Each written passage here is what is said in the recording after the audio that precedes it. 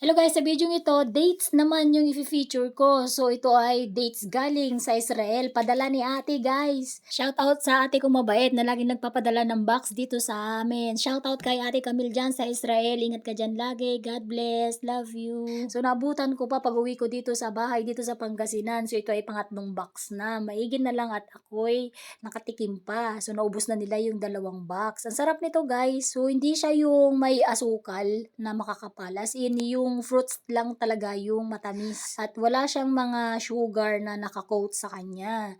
So marami ding health benefits itong dates. So kaya maraming may gusto nito. Although may kamahalan siya at sa ibang bansa lang talaga siya usually mabibili or maipapadala sa Pinas. Meron din sa mga sikat na mga mall, mabibili yung mga ganyan. Pero mas maganda talaga yung direct na galing ibang bansa yung makukuha mo or matitikman mo. Kasi masarap talaga siya guys.